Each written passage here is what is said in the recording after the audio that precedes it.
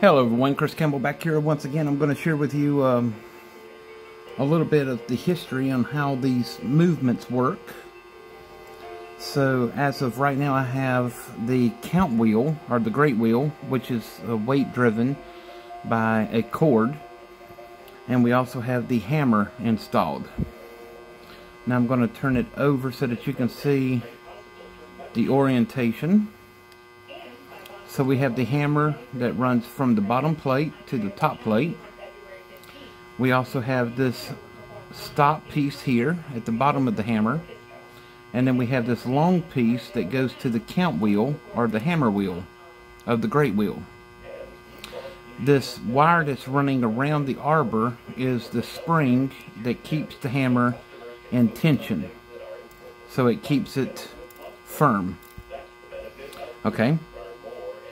So when the clock goes into strike mode, this count wheel, and I'm going to turn it over so that you can see what I'm talking about, right here, okay? So this long bar that's running across here is part of the hammer. These little pins that are in place of the gear is what counts the strike of the hammer. So each time this rotates, that's what causes the hammer to strike and resets itself. Okay? So if we turn it over and we rotate the hammer, you will see the hammer, the gong, boom, boom, boom, boom, boom, boom, and so forth. That's how this clock works. That's why I said that everything has to be completely in sync.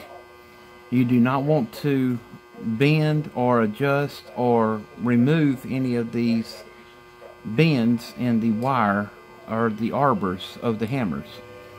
If you adjust or move anything, that can mess up the entire sequence of the count and the hammer. So as this hammer moves, or the wheel moves, that's what causes the hammer to strike. It's by that sync. Okay? So we'll go ahead and remove the top plate.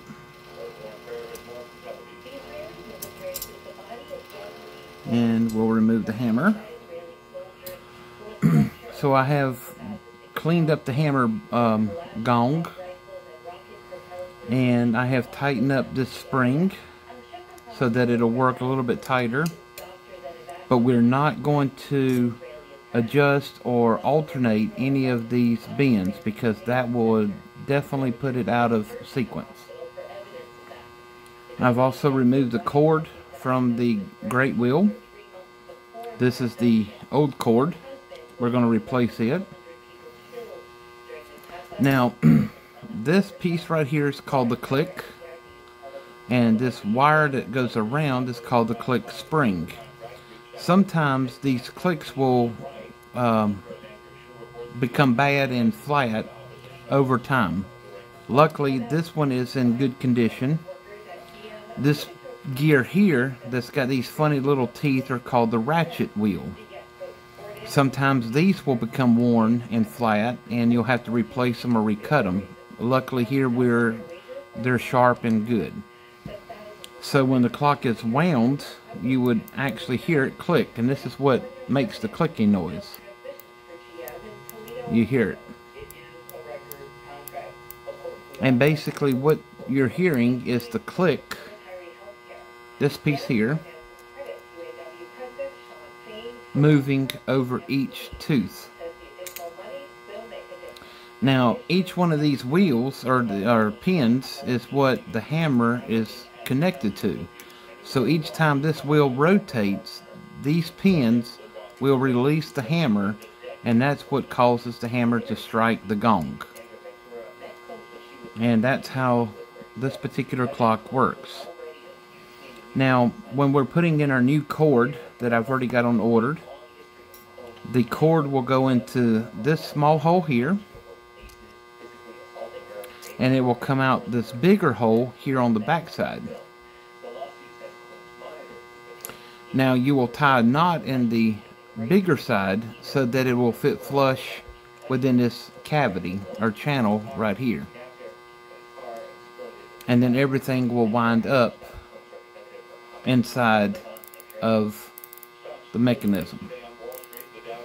Now sometimes this particular channel from here to here will become dirty and gritty. We've already cleaned it and made sure that there's no grit, grime, or any dirt.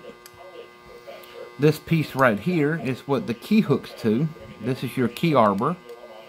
So you would put your key here to turn it and rotate it to wind the clock up. So this piece here will need to be polished and filed, and I'm going to show you how we do that also. But this is the great wheel. And the great wheel would fit on the, this is actually the strike side, so it would fit on the left side of the movement, just like so. And then once the plate is in place, the great wheel will fit into its own little channel. And I'm trying to do this one-handed. There we go. Just like so. So this is the piece that will be sticking out of the clock. And this is the piece that you will actually wind up to wind the clock. And we've already put the bushing in that we had to on this side. Now we're just making sure that the wheel moves freely. And it does. Make sure we have plenty of end shake. And we do. We have plenty of clearance.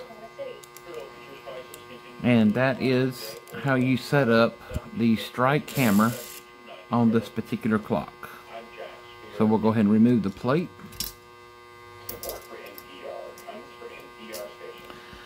The next thing that we're going to do is replace this bob. This is the pendulum bob. And the pendulum bob is what goes inside of here to hang onto the suspension spring. Now this particular pendulum bob has all been out of shape and is out of sequence. And it's not even the right type for this particular clock. So we're going to make a new pendulum bob so that we can adjust the pendulum. Okay. And this is the hook for the new cable that'll hold the weight for the strike side. And it's been cleaned up. The last piece that we've also cleaned up is our crutch, which is this brass piece here. And as you can see, it's nice and shiny and clean. And this is a 3-piece process. So we have the verge, which is this U-shaped piece. And then this brass piece that laps over it is the holder. And then we have our crutch, which is the brass piece that hangs down. Now this brass piece is what you will bend to set the clock into beat. I've also polished the pieces on the front and the back that attach and hook to the escapement wheel to make sure that they make even contact. And the rule of thumb is when the escapement wheel is in place, you should have 7 teeth of the escapement wheel in between. So that way that the clock will run smooth and true. Sometimes you will have to lap or ream these pieces out to make them fit, and I'm going to show you how that works. So if this was actually in place, it would go into this little hook here. Okay. And then this piece will go over it to lock it into place and secure it, like so.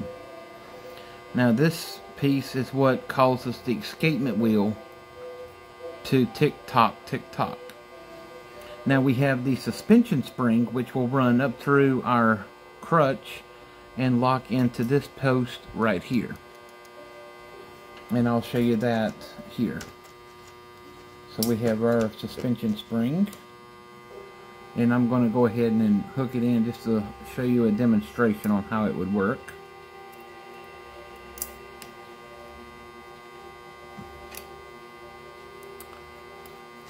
There we go. So we have our suspension spring with our bob. This is what the pendulum would hook to. And this piece would just tick back and forth, tick-tock, tick-tock. Just like so. And by this moving back and forth, as you can see, the verge up at the top moving back and forth.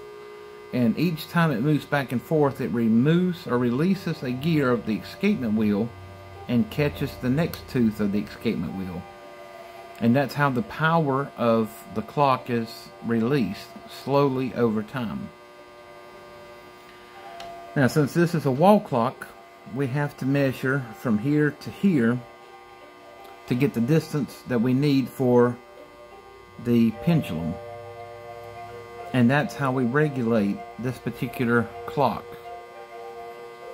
And most clocks will actually have a number stamped on the movement that will give a certain measurement on how to measure the right length of the pendulum. But this is how this particular setup works. Now we'll remove the suspension spring, and we will go ahead and remove our verge and crutch. And that is all that it is required to set up this particular clock.